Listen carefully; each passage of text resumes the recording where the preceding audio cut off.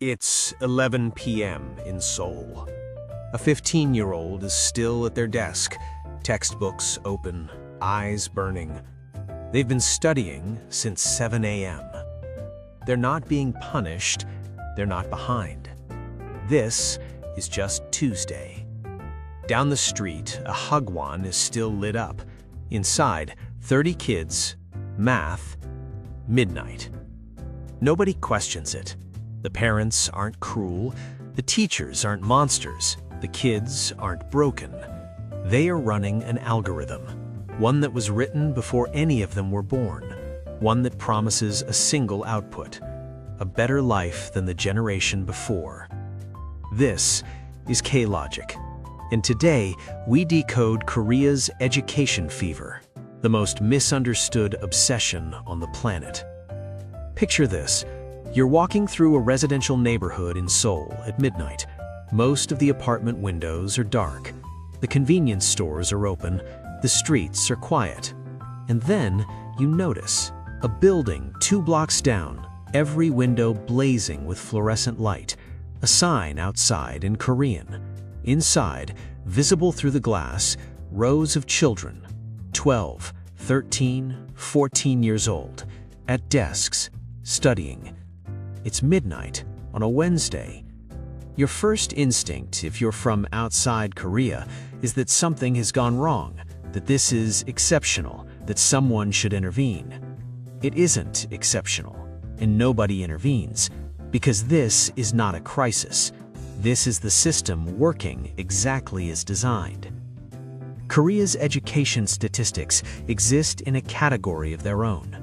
Korean students consistently rank among the top performers globally in mathematics, science, and reading, topping or near-topping PISA rankings year after year.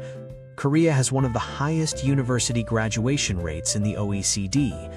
Private education spending, the Hagwons, the tutors, the supplementary academies, consumes an estimated 20% of household income for families with school-aged children. That figure, in absolute terms, represents one of the largest private education markets on the planet. And at the center of it all, the Suneung, the College Scholastic Ability Test, a single examination administered once per year on a single day in November. Airlines reroute flight paths to avoid noise during the English listening section. Police escort late students through traffic. Construction sites halt. The entire nation literally stops for one exam. The standard explanation for Korea's education fever is cultural. Confucian respect for learning, the belief that education is the path to success. This is true, but incomplete. It describes the output without explaining the engine.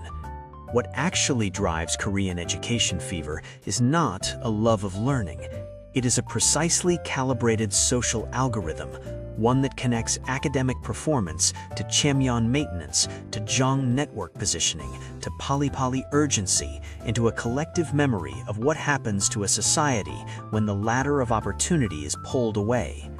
To understand why that child is still at their desk at 11 p.m., you need to understand what they are actually solving for, and it is not a math problem.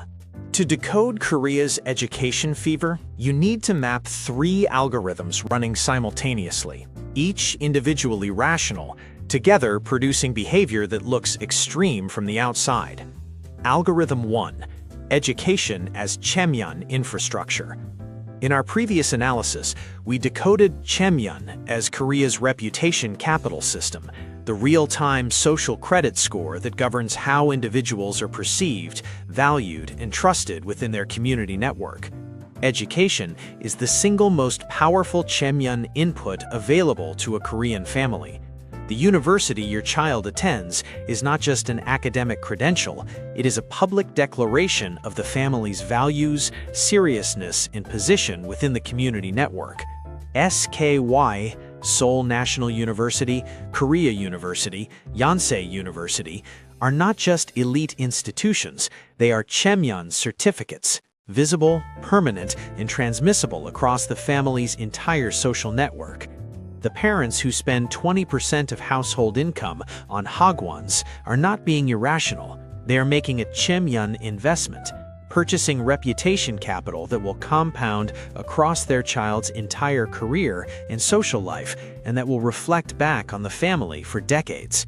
The child who studies until midnight is not being oppressed. They are participating in a system they understand, one where the alternative is not just personal failure, but a visible public downgrade of the family's Chemyeon, a downgrade that spreads through Jang networks and persists for years.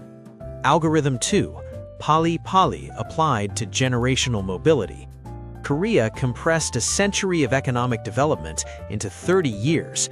That compression created a specific collective memory that speed of movement determines outcome, that the gap between where you are and where you need to be can only be closed by treating every unit of time as precious. Pali-Pali didn't stay in the factory and the construction site, it migrated into the classroom. The Korean education system is built around the logic of compressed urgency, the idea that the window for achieving academic positioning is narrow, the competition is intense, and every hour of study not completed is an hour that a competitor used. The Hagwon system exists not because Korean parents are obsessive, but because the Pali-Pali calculation is correct. In a system where marginal differences in test scores determine university placement, which determine career trajectory, which determine lifetime earning and social positioning, every additional hour of preparation is a rational investment. The child studying at midnight is not working harder than necessary. They are working at exactly the speed the algorithm requires. Algorithm 3, the collective memory of the latter. This is the algorithm that outside observers most consistently miss, and it is the one that makes everything else make sense. Korea has living memory of poverty, not distant historical poverty, recent, personal, within a generation poverty. The grandparents of today's students remember a Korea with almost no material infrastructure.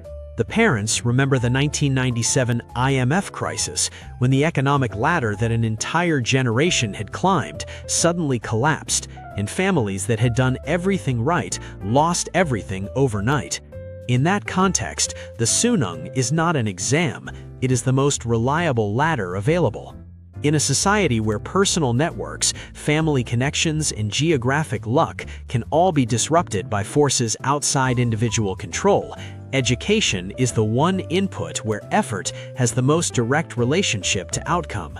The child who scores in the top percentile of the Suneung has, by that single act, altered the trajectory of their entire life in a way that no economic crisis, no family misfortune, no political upheaval can easily reverse. That is not a belief about education, it is a rational response to historical experience. Every system has a shadow. Korea's education algorithm is rational. Every actor within it, the parents spending beyond their means, the children studying past midnight, the Hagwon operators running classes until 1 a.m., is making a locally logical decision within a system that rewards exactly this behavior. And the system is producing results.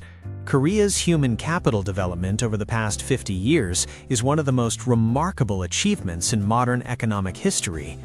The educated workforce that powered Korea's compressed industrialization, that built the semiconductor industry, that produced the creative economy now exporting culture globally, that workforce was produced by this system. But the aggregate cost is also measurable, and it is significant. Korea consistently ranks among the highest in the world for student stress levels. Surveys of Korean adolescents show anxiety rates significantly above OECD averages, with academic pressure consistently cited as the primary driver. The gap between Korea's educational achievement rankings and its youth happiness rankings is one of the most striking divergences in global social data.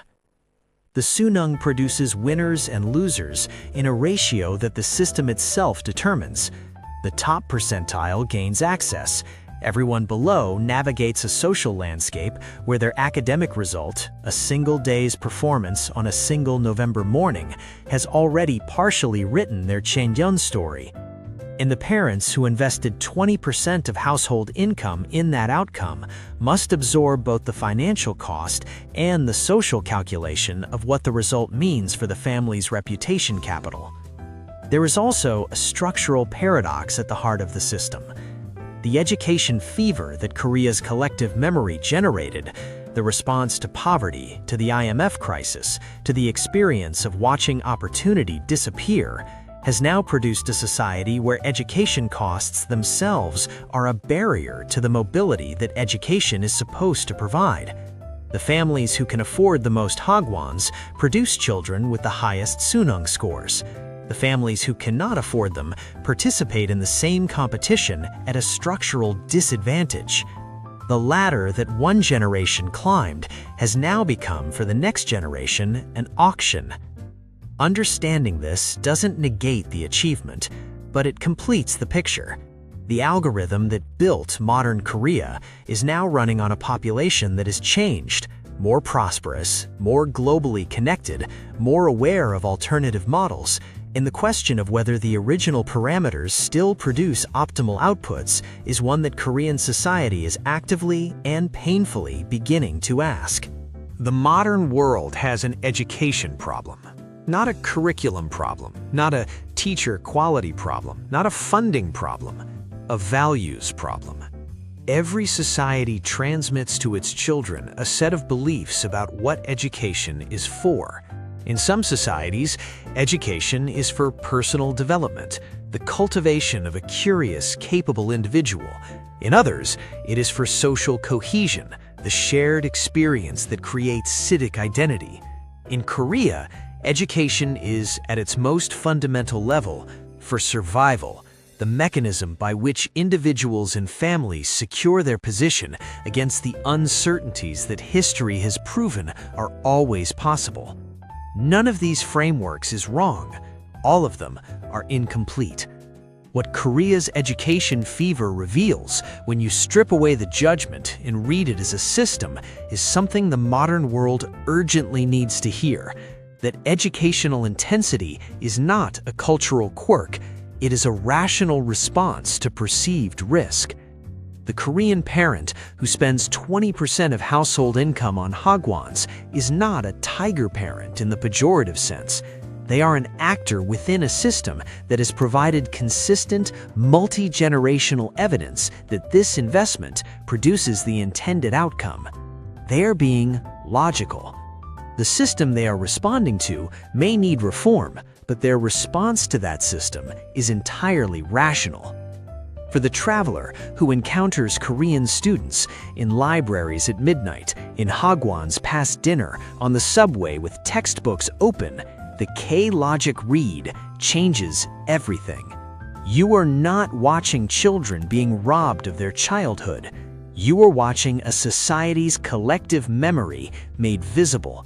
The compressed urgency of a people who built an entire modern nation within 2 generations and encoded that urgency into the one system they trusted most to protect the next generation's future. The question worth carrying home is not, is Korean education too intense? Different societies will answer that differently, and Korea itself is actively renegotiating the answer. The real question is, what does your society's education system reveal about what your society actually believes about risk, opportunity, and the relationship between effort and outcome? Korea answered that question with 11 p.m. Hagwons and a nation that stops for one exam. The answer is extreme, and it is honest. K-Logic will continue decoding the invisible systems that make Korea one of the most logically fascinating societies on the planet, because the blueprint was always there. You just needed to know what you were looking at.